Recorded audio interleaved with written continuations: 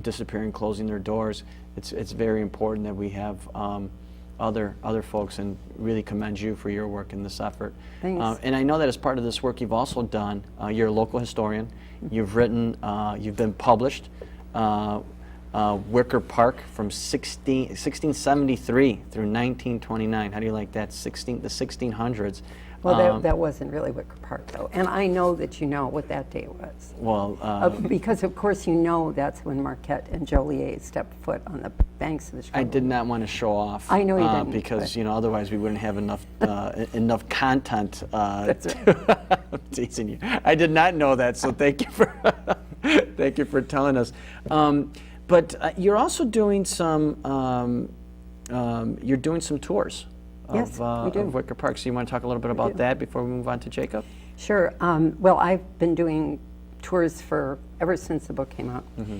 And I do them at different times. So every year when they do Chicago Places and Spaces, for the last couple of 3 years I've been doing that. And then I do them for different groups. So they can contact me at any time. We have an effort coming up.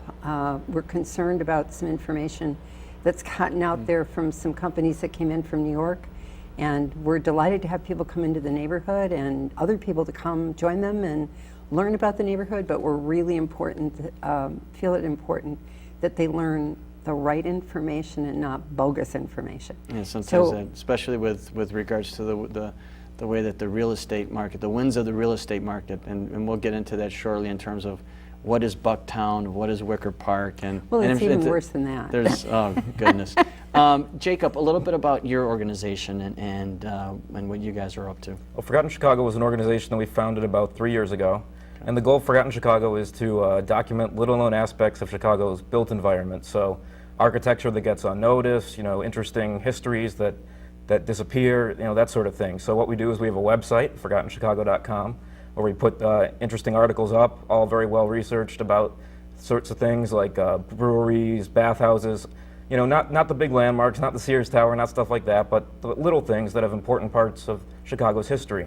And these are things that, if you think about what people do every day, day in, those things are a reflection of the aspirations and the priorities and really the identity of any community. And I think sometimes we disregard that and discard that as something that is not monumental, where in fact that may be perhaps even more important than this other piece that really doesn't reflect what's really going on a day in, day out perspective. I think that's absolutely right. I mean, if you look at buildings that were built 100 years ago, just your average, house, that sort of thing, this is actually, where people live, where normal people lived. It's not, the big landmarks, but it still is an important part of the city's history. And tells you quite a bit about the folks who made up these neighborhoods. Exactly. It tells a story. So let me, in terms of what all of you have been doing here, your organizations, let's focus a little bit on Westtown. And I'd like to start from your both of your individual perspectives of Westtown. So if I'm in a time machine and I'm traveling back to when 1800s. We're not going to go as far back as 1600, okay, Lee? 1800s when the city was first created to what is going on today. What's happened? What's going on? What happened then, and how has it shaped how we're here today, and other perspectives? Well, and particularly in Westtown, Westtown has a long history, which Elaine's an expert on, it's interesting. You can go in the streets of Westtown. Most of Westtown was developed before zoning, before 1923. So it's a mixed-use neighborhood where you can find taverns next to houses, next to factories, even though most of them have been converted into residences by now. But it's really it's, part of its vibrancy is the fact that it was developed naturally. Where someone could build a store in front of their house, if they wanted to, this sort of thing. And it's a fun place to be because there's so many. Has such diverse architecture. It's just, it's everything about the neighborhood is interesting. Tells a story. There's so many interesting things about it. And I'm to the point where I sort of talk about the community, and within the community there are neighborhoods, and across time, a definition of a neighborhood is often determined by the person you're speaking with. So if you happen to be Catholic, they will refer to an area based on the name of the parish in it. If you're talking to someone else, they'll refer to it in a different manner. And yes, we do have issues about Bucktown and Wicker Park and boundaries. But interestingly enough, Westtown stops, if you go by the 1919 or 19, whatever year it was, that the community mapping came out. Westtown actually goes to Bloomingdale, and then it's Logan Square, even east, which I didn't really comprehend until the other day, and I'm looking at that and went, it's an actual large area. oh and, yeah, and it includes, starts down like Erie or Kinsey. right. If you go by those old The older boundaries. maps.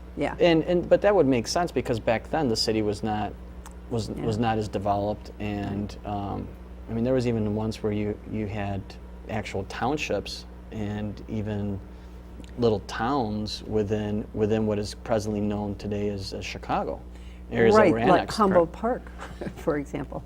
And most generally, those were formed because they wanted a post office. So they wanted to get their mail. They didn't want to have to go down into the city to get their mail. And then, now I don't remember the exact year, but it was in the 1800s when they brought all those together. So Wicker Park, for example, was never anything but part of the city or the outer area. Now, Elaine, I know you love Wicker Park, and I love Wicker Park, but Westtown, give us for the viewer, what are some of the other neighborhoods that technically cover Westtown? Well, right now people are calling the part from Chicago and just a little south of Chicago up to about Division, well, not quite, around Chicago Avenue. They're calling that Westtown. And then we've got Ukrainian Village, which comes from Chicago or so up to Division, and then Wicker Park, and I'm going to say up to Bloomingdale, and then Bucktown north of that. And then over east, you've also got Noble Square. And you've got the East Village down east of Ukrainian Village, and they talk about East Wicker Park, or I mean, there's all kinds of names they give me. But you know, it's interesting, and and I thought, you know, when you're talking about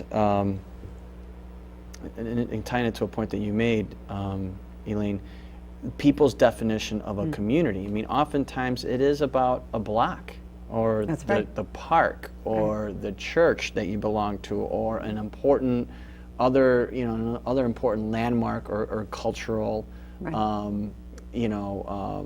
thing, if you will, that marks. It's this that brings it's like a collective interest, right? Or something that you identify with. Right. So it is interesting that even today, people will. This Today, wasn't something. So Jacob, tell us a little bit about. It's interesting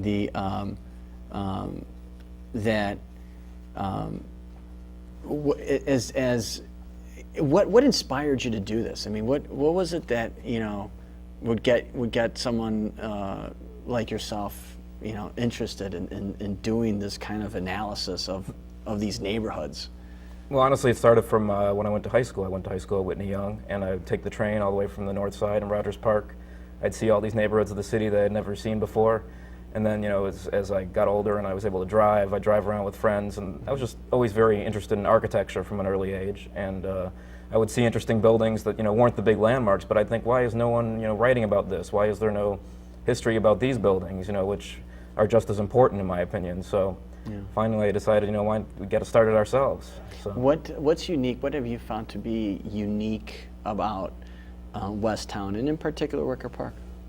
Just the fact that there's such a diverse, the architecture is so diverse. You can walk down one street and see, a house from the 1880s next to a, 1870s workers'